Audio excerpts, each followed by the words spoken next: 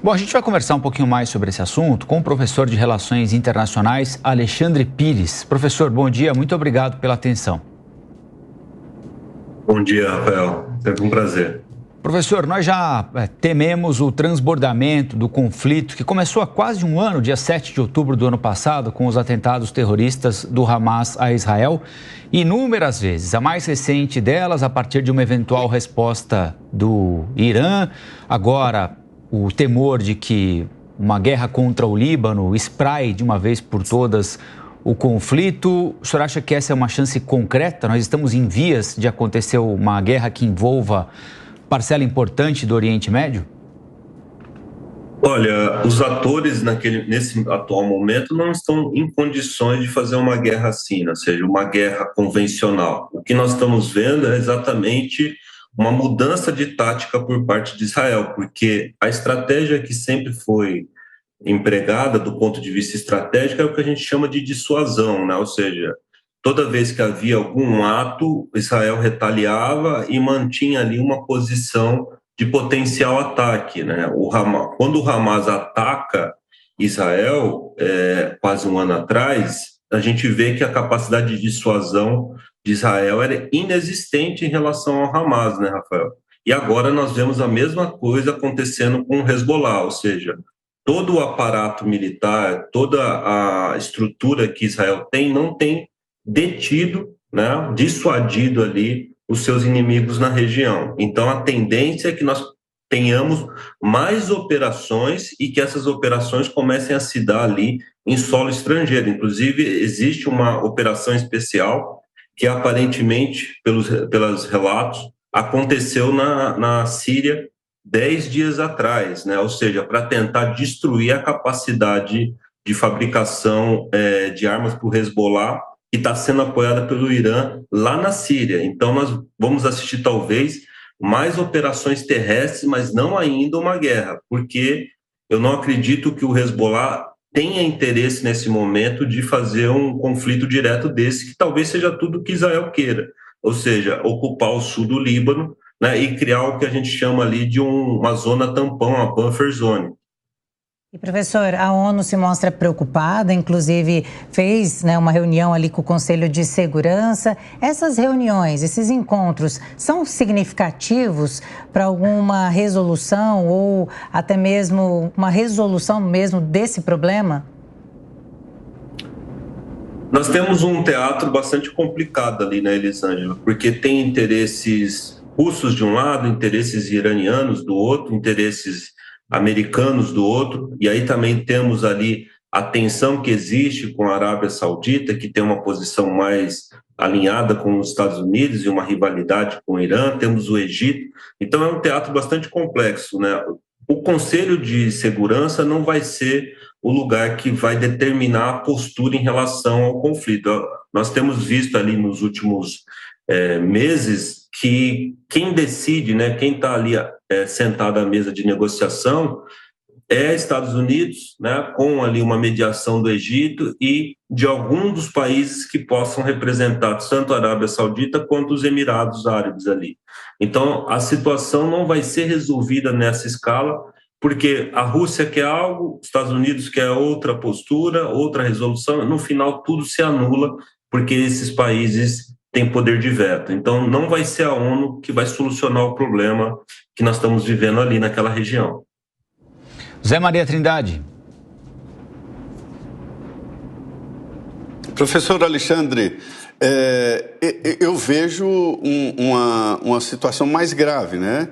E Israel bem cercado ali, numa situação, como o senhor disse muito bem, sem aquela capacidade de dissuasão que a gente achava que tinha, né, principalmente com o apoio dos Estados Unidos no desenvolvimento na área de inteligência e de armamento, né?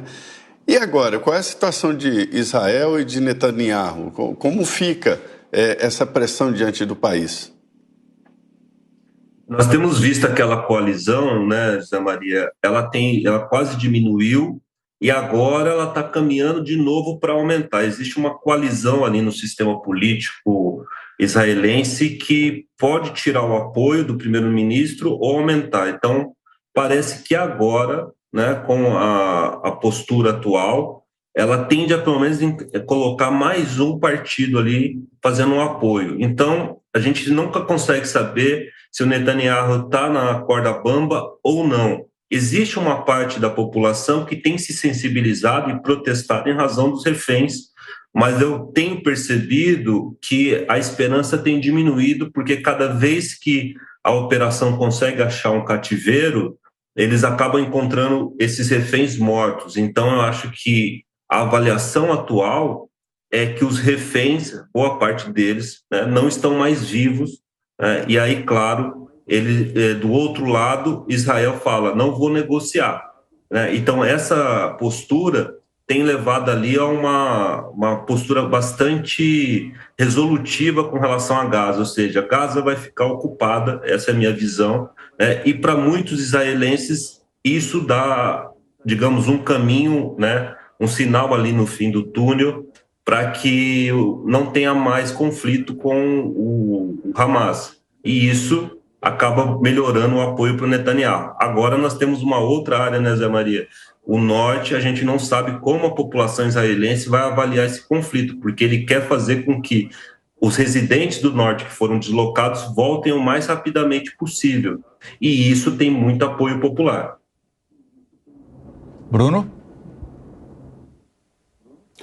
A gente viu agora há pouco uma reportagem repercutindo a nota do governo brasileiro, né, que tem ali, faz uma condenação sobre essas ações e que pede um cessar-fogo, mas ainda tem muita cautela quando vai se posicionar sobre assuntos como esse, no quesito de guerra, no confronto. O senhor viu a nota? Qual é a avaliação do senhor sobre o tom que o governo brasileiro adota em relação a este atual cenário, professor?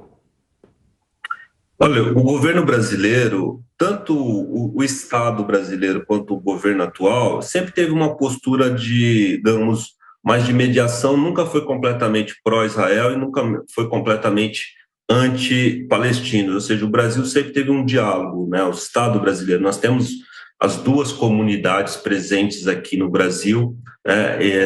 E também de territórios ali ao lado. Só que o governo brasileiro atual, liderado pelo Partido dos Trabalhadores, tem uma proximidade, história, um diálogo ali muito forte com a autoridade palestina, então é uma saia justa. Por outro lado, nós temos uma outra questão, né, Bruno? O governo brasileiro tentou colocar como marca de gestão essa capacidade de mediação que o presidente Lula teria, né, como se ele fosse um ator global, né? E isso tem falhado reiteradamente, e a postura do Brasil tem sido tímida, muitas vezes, inclusive, desalinhada com a esquerda latino-americana, que tem sido muito mais, digamos assim, assertiva, e também com o bloco ocidental. Então, o Brasil está sem saber muito bem como se posicionar num mundo que diplomaticamente mudou, né, por completo, né? Ou seja, não é mais aquela situação do passado, ou seja, os conflitos estão mais diversos, as guerras mais assimétricas, as táticas mais difíceis, os alinhamentos mudaram completamente e a diplomacia brasileira não conseguiu ainda se atualizar para isso, e também do outro lado, tanto o Partido dos Trabalhadores quanto o governo atual não tem uma nova linha. E isso tem feito o Brasil ficar isolado, Bruno, no discurso e soltando notas que, digamos, são, no mínimo, ambíguas, tendo em vista as cartas que o Brasil ratificou em vários tratados, sobretudo na ONU. Nós conversamos com o professor de Relações Internacionais, Alexandre Pires. Professor, muito obrigado pela entrevista. Bom domingo, até a próxima. Muito obrigado, para vocês também.